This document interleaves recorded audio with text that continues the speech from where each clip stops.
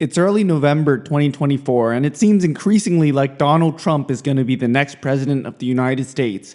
He's taken a narrow lead in the Electoral College projections, and it seems like nothing can stop that lead from growing. It didn't hurt him when he was convicted of 34 felony counts. It didn't hurt him when he tried to do a coup last time and still refuses to acknowledge any wrongdoing or even his defeat. It didn't hurt him when he was determined in a court of law to be a sex offender despite having a well-known friendship with Jeffrey Epstein. It didn't hurt him when he suggested using the military to target his political enemies from within. And it hasn't hurt him when he's proposed nothing but a more extreme version of the same unpopular and unsound policies he's been running on for nearly a decade now.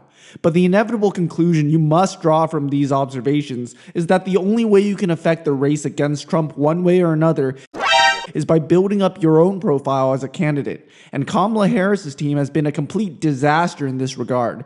Today, I'm going to outline for you 3 key ways the Harris campaign has set itself up for failure: weak messaging, poor branding, and bad outreach strategy. But first, we have to acknowledge the serious obstacles set out for Kamala. For one, she's not a charismatic or inspirational figure. Well, she might be inspirational for all the black women out there who are already voting for her, but she's no Barack Obama, that's for sure. I pointed out in my video calling for Joe Biden to drop out that my preferred Democratic nominee would be California Governor Gavin Newsom. The key reason for this lies in the principle of symmetry. If you want to guarantee victory against a dangerous opponent like Donald Trump, you want to be everything he is and more. Donald Trump is a TV personality. He's a tall white man whose image is of boldness, defiance of polite society, and, most importantly, strength.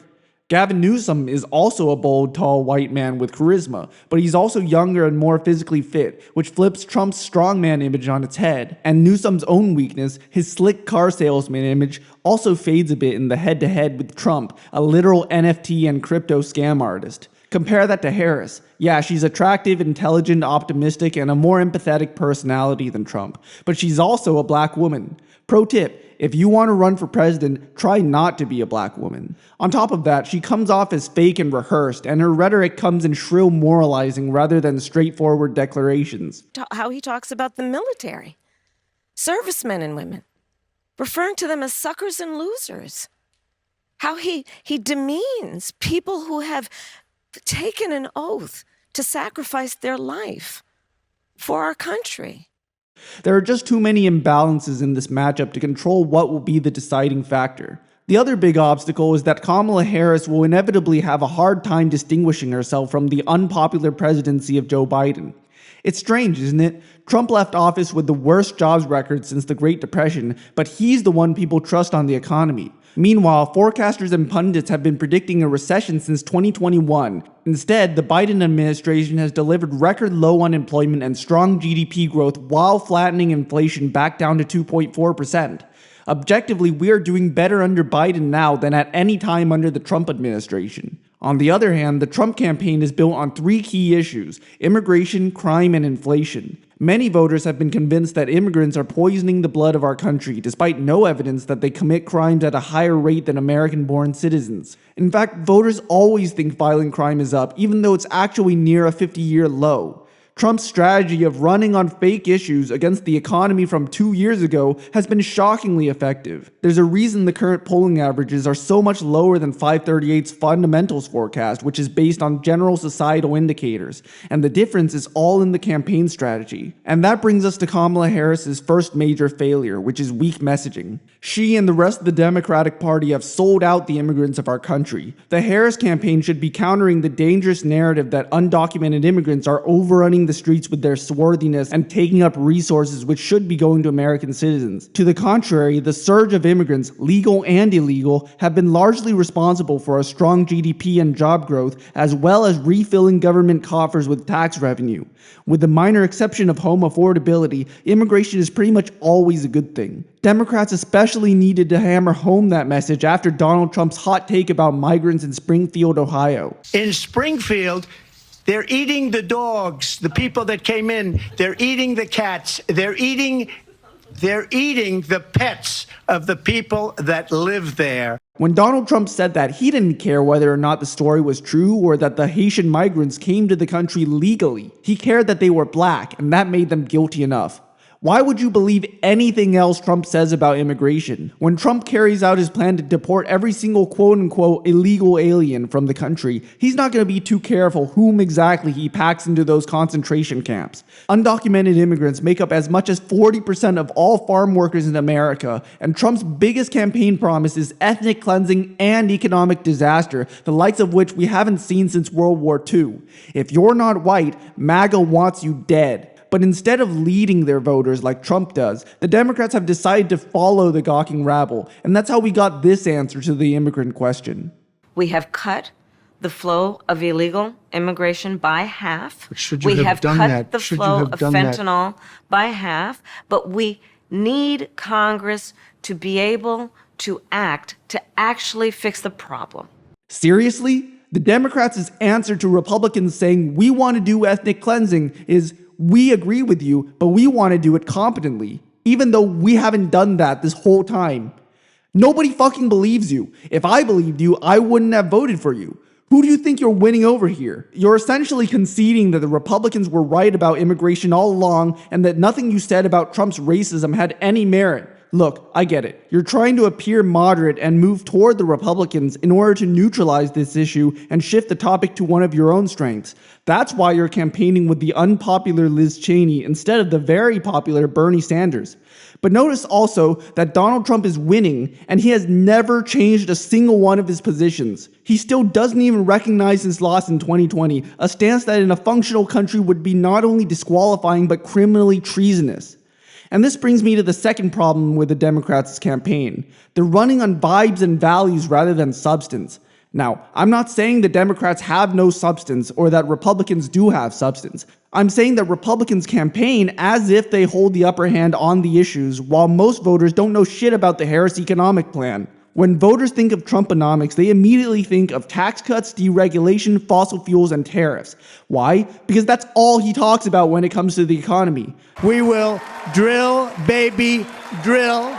To me, the most beautiful word in the dictionary is tariff. Now, do voters know that universal tariffs are a horrible idea opposed by virtually every economist across the political spectrum? Do they know that Trump's plan to have tariffs completely replace income tax will effectively raise prices for all Americans while cutting taxes for the rich and decimating our labor force? No, they don't. Voters are stupid and proudly ignorant, and the truth doesn't matter. Appeals to democracy don't work. Abstract ideas just confuse voters. The climate doesn't matter. Voters can't feel slow-moving, large-scale events. All that matters is that you have a popular message that everybody can remember. A bad plan is better than no plan. Donald Trump has the wall. Bernie had Medicare for all. Andrew Yang had universal basic income. And Harris has an 82-page PDF for people to not read, filled with numbers. A tax cut for those families of $6,000, a $50,000 tax deduction. Tax cut for billionaires in $5 trillion to America's deficit, and about $4,000 more a year. As I said in my Biden video, nobody knows what those numbers mean and nobody remembers any of it. And again, the counter-argument is going to be, well, Harris doesn't want to follow Biden's liberal-coded agenda, and Biden already supported all the popular policies like a public health care option, a $15 minimum wage, and union support. To that I say, shut up.